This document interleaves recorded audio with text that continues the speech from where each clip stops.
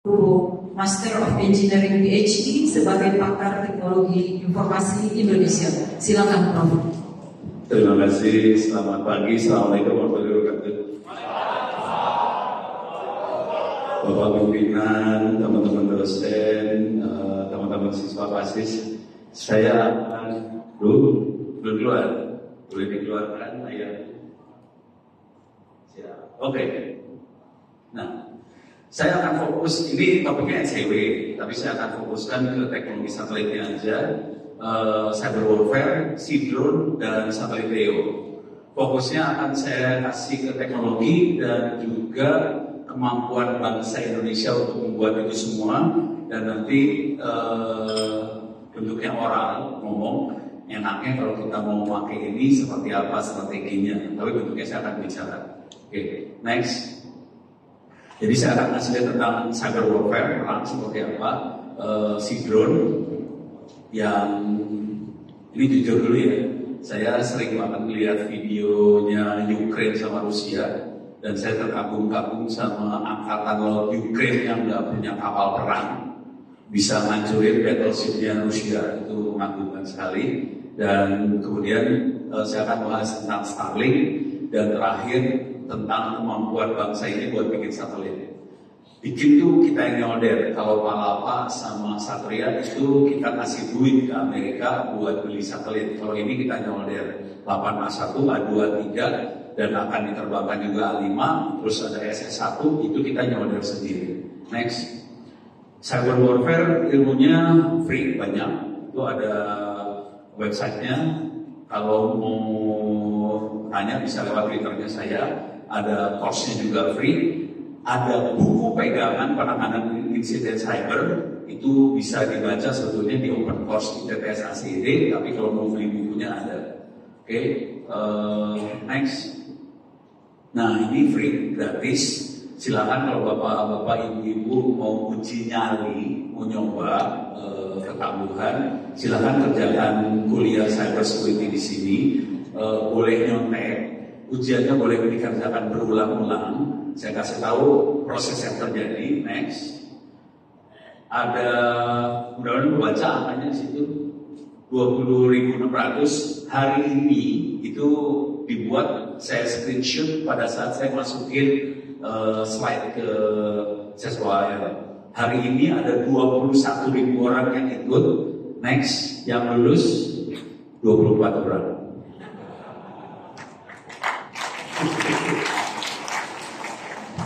Jadi saya ulang lagi ya, free, nggak usah bayar SPP, boleh dikerjakan berulang-ulang, online semua, ujiannya juga online, boleh nyontek, boleh duduk bersebelahan, boleh nanya, boleh copy paste ke Google, hanya 24 orang yang bisa lulus. Oke, padahal nyontek boleh, nggak bisa. Jadi silakan kalau mau uji nyali, kalau di Seskolah pengen ngopi kuliahnya, silakan saya kopi gratis, nggak usah bayar, bayarnya gampang. Habis sholat doain aja, udah siap. Ini lagi orang lagi jadi provokator, bikin panas. Next. Kasus yang kemarin kita bisa lihat ada BSI, ransomware, jebol bank kita oleh ransomware. Next lagi. Oke. Ini kejadian yang terakhir banget yang disebut sama tadi ya, Microsoft bermasalah. Kalau ini yang sebelumnya Pusat Data Nasional jebol sama ransomware. Ini akibat karena memang kemampuan SDM kita parah. Jadi saya juga waktu itu minta maaf, saya juga ngetes teman-teman di Pejaten, ada 120 orang lulus dari sekolah intelijen. Waktu itu DPP kita, tolong dites dong 120 orang, yang lulus cuma 2 orang. Jadi waktu itu komplainnya dari Bintang 2 DPP itu ngomongnya kira-kira gini, saya sudah beli peralatan buat cyber security harganya belasan miliar, kenapa kok nggak ada yang jalan ya? Ya gimana jalan ya Pak ya? Itu alat itu bukan lemari es, colok nyala jalan, enggak, itu alatnya komputer harus dikonfigurasi, harus diinstal segala macam, butuh otak manusia agak pintar untuk operasi seperti itu. Jadi nggak bisa colok nyala jalan, ya itu akibatnya kayak gini. Next lagi. Di dunia cybersecurity ada people, proses, teknologi sama biasanya fisik. Saya percaya sama teknologi, kita punya duit banyak, teknologi kita bisa beli. Proses, kita punya aturan, prosedur segala macam. Saya yakin kita bisa bikinnya. Yang paling masalah besar nanti di people. Karena kita punya orang banyak, tapi yang punya kemampuan sedikit. Itu yang jadi masalah waktu kita akan operasional. Masalah besarnya di people. Dan saya sering kali itu mabes segala macam, masalah besar lagi di people. Bukan masalah manajemen sih. Orangnya memang kemampuannya nggak sampai situ. Jujur, kalau saya ke mabes ngajarin cybersecurity, saya lebih gampang ngajarin apa ya, balok-balok itu. Tama ya, dari SMK itu lebih gampang ngajarin karena masih ini banget ya. Cuman kalau minta maaf kalau udah perwira pusing saya. Lebih gampang buat ngajarin bikin anggaran soalnya jadi. Sorry. Aduh, itu lagi ngomong di tempatnya militer bahaya. Next. Jadi kalau kita lagi operasional, yang penting adalah planning harus benar. Nanti implementasi, cek, kalau ada apa-apa, Oke, ini siklus ini jalan terus. Siklusnya muter terus. Dan ini kalau serius bisa dibaca di buku saya, coba next perhatikan bukunya. Ini bukunya.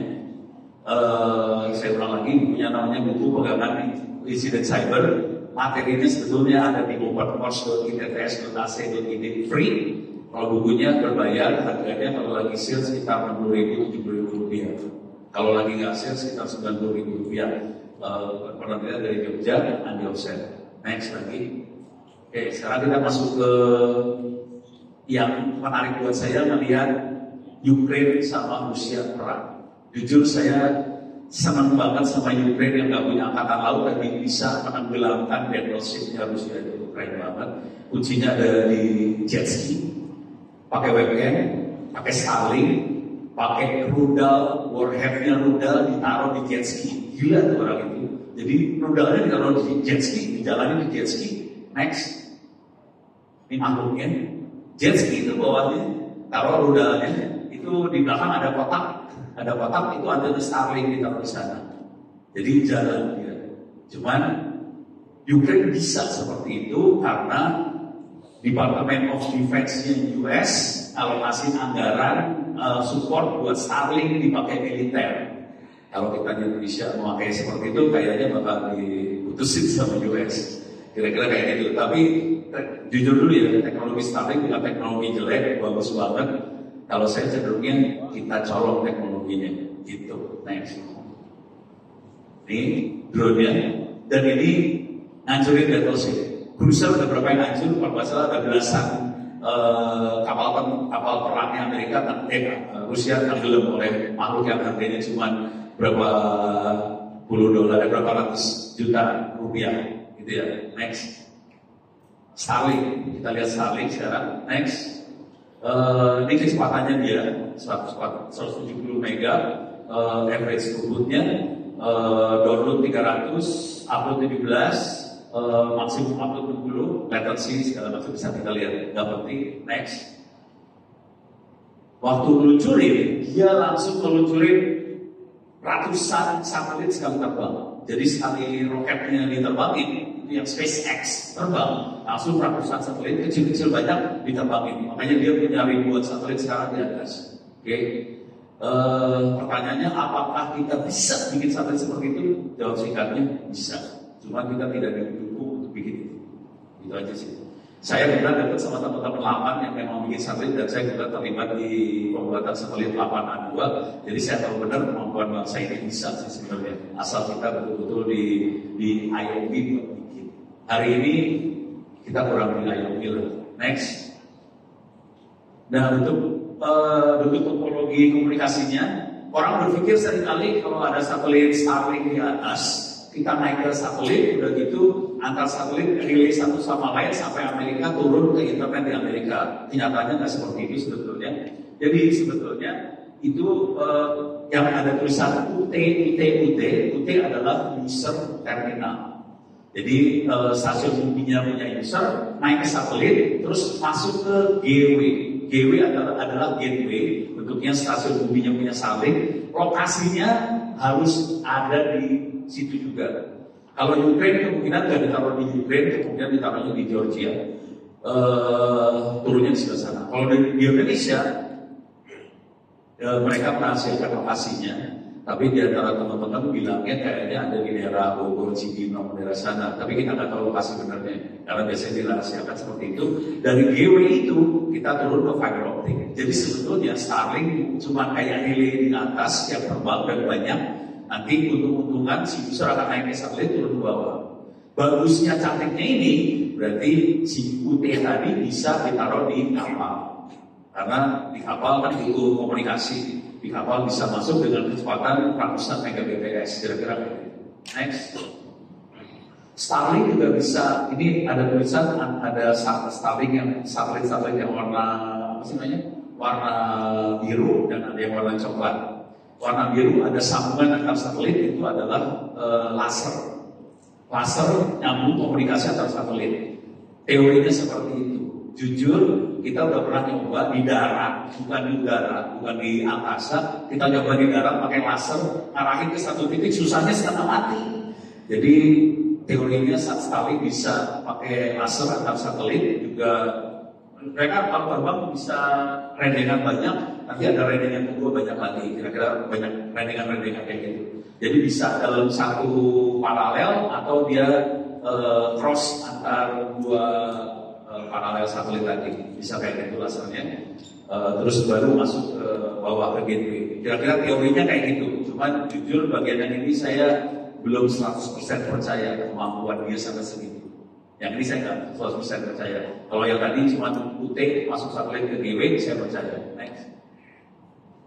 Nah ini kira-kira range-nya si satelit tadi. Jadi sudut derajat antenanya itu sekitar 40 derajat. 40 derajat dari satelit dari UT bisa terminal satelit dari gateway ke satelit 40 derajat. Total dengan ketinggiannya sekitar 1.100 km. Oh ya, satelitnya kita yang 8 sekitar 600-700 km, lebih rendah lagi daripada punya Starlink. Dengan ketinggian 1.100 km, wilayah yang di cover sekitar 1.000-an kilometer, kira-kira gitu jaraknya per satelit. Next. Ini adalah gateway-nya. Di foto udara dari Google, kira-kira kayak gini bentuknya, lingkaran banyak. Kalau kita foto dari darat, next, bentuknya kayak gini. Jadi ini punyanya Starlink-nya. Makhluk ini kemungkinan ada di daerah Cibinong, Bogor, daerah sana kira-kira. Konsekuensinya kemungkinan kalau ditaruh di Papua, kemungkinan kita nggak bisa connect. Soalnya jaraknya udah lebih dari 1.000-an di sana. Jadi kemungkinan agak susah. Mereka harus masang lagi di daerah Papua. Tapi di Australia, pantai barat, pantai timur ada gateway ini juga. Jadi Starlink ini bisa operasional sebetulnya. Tapi nggak tahu apakah bisa sampai ke Papua atau enggak. Next. Yang di user terminal mungkin seperti ini. Nah, yang menarik dari makhluk ini adalah kabel dari, oh ya ini antenanya gerak loh, ini antenanya nggak diam, dia gerak nyari satelit. Tergantung capillary elemen satelit yang dimasukin, dia bisa tracking satelitnya itu. Dan ini antenanya tipe antena yang bisa fokusnya bisa diprogram. Jadi ini smart antena kategorinya. Bentuknya kalau kita lihat radar-radar di fighter jet yang baru kan bentuknya flat semua. Di kapal-kapal yang baru-baru juga antenanya bentuknya flat. Jadi ini kira-kira teknologi yang dipakai. Pakai apa? Array kayak gitu. Nah ini di belakangnya itu ada kabel LAN di belakang, itu bisa nyebar. Sebetulnya jadi menarik untuk daerah desa-desa daerah rural, remote dan sebagainya. Karena ada kabel LAN, kita bisa nyambungin wifi lokal satu kampung, satu kapal, kita bisa sambungin semua dengan satu antena seperti ini. Tapi dari sisi kebijakan Starlink ya nggak boleh. Gitu. Secara teknologi bisa, Starlinknya nggak izinin, dia nggak balik modal soalnya kalau nggak. Next, dia maunya semua orang beli Starlink. Ini adalah hasil analisa teman-teman. Gateway ada di mana? Gateway di Indonesia kelihatan yang itu adanya di, kalau ini bilangnya Cikarang sih, mereka bilang. Kalau kita next kelihatan dia di Cikarang, kelihatan di atas. Oke, jadi gateway-nya kalau katanya ini Cikarang, tapi kalau dari mulut ke mulut katanya Cibinong. Jadi nggak tahu yang mana yang benar. Next. dari sisi jaringan kita bisa analisa juga. Starlink ini kita bisa lihat routingnya. Ini ada BGP Tools website, namanya BGP Tools. Kita bisa lihat routingnya, kita bisa lihat di bawah. Dia PT Starlink Indonesia punya AS number sendiri 45700. Di bawah itu dia kelihatan lewat Telkom, Excel sama NAM. Oke, jadi kelihatan dia lewat jaringan Indonesia dulu, baru dia keluar. Jadi Starlink itu turun di Indonesia, masuk jaringan Indonesia, baru keluar. Oke, next lagi. Ini hasil analisa yang lain lagi. Yang paling ujung yang warna hijau itu Starlink, dia masuk ke jaringan Indonesia. Yang warna biru adalah backbone-nya internasional internet ada di situ. Cuman tetap seluruh jaringan itu milik Starlink nantinya. Konsekuensinya Starlink jadi bisa menyadap traffic kita. Kalaupun dia encrypt, dia bisa tahu ujung-ujungnya. Ujung ini akan komunikasi ke ujung mana. Misalnya dari dia bisa ujungnya ini ternyata bergerak terus ada di kapal, ujung satu lagi ada di Mabes TNI, ya tahu kan itu punyanya militer. Nah dia kalau ada sesuatu dia bisa mati di situ. Next. Nah sekarang kita lihat kemampuan bangsa Indonesia. Ini ada 8A1, A23 yang terbang sama SS1. A5 itu sedang dalam proses pembuatan. Next. Ini 8A1. Berat satelitnya sekitar 100 kg. Next. Ini A2. Ini yang sering kami pakai. Saya terlibatnya di A2 kebetulan. Dalamnya banyak macam-macam termasuk ada ice-nya. Konsekuensinya dia bisa monitoring kapal. Oke, di 8A1, A2, A3 ada kamera semua. Jadi mereka masukin kamera, makanya satelitnya cukup berat. Next lagi, ini yang satelit SS1, gedenya seperti itu. Yang bikin 6 orang mahasiswa Indonesia. Ini yang bikin orang mahasiswa. Jadi kalau Sesko AL itu gila, bisa aja asis Sesko AL yang buat.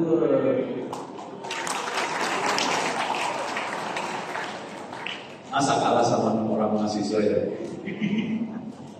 Bikin panas orang. Next. Ini sebelum mereka terbangin satelitnya. Ini kalau mau tahu bikinnya 6 tahun sih. Padahal segini-gitu doang bikinnya 6 tahun lama anak-anak itu. Ya namanya juga mahasiswa bikinnya di garasi, di garasi beneran. Next. Oke. Kalau yang ini 8A2 waktu kita mau terbangin, jadi kita nebeng selalu. Kalau tadi satelitnya punya Starlink kan langsung banyak satelit Starlink terbangin. Kalau ini kita nebeng sama roketnya India, itu ada Astrosat yang bedanya itu Astrosat. Satelitnya kita yang kecil di bawah. Next. Mohon maaf Profesor, 5 menit. Oke, siap. Gue pikir udah habis.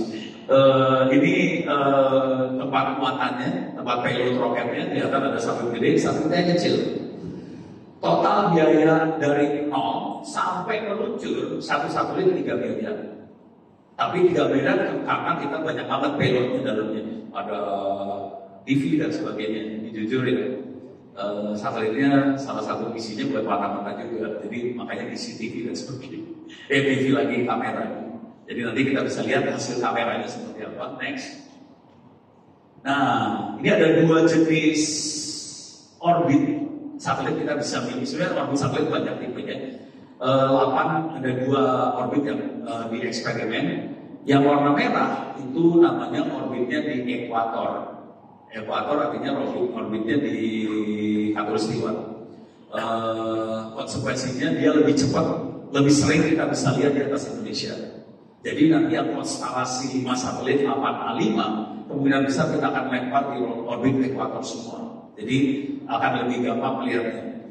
Cuman kondisi hari ini, saat ini anak-anak lagi merancang untuk data kecepatan rendah 1,2 kbps, jadi belum megabps.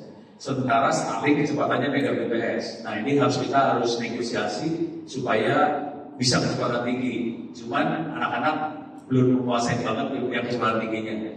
8 yang lain, satelit-satelit yang lain rata-rata orbitnya polar. Termasuk Starlink orbitnya polar yang warna ungu, yang ada tulisan 8A3. Jadi orbit yang lain itu rata-rata polar. Dan kita eksperimen dengan orbit ekuatorial dan berhasil. Next.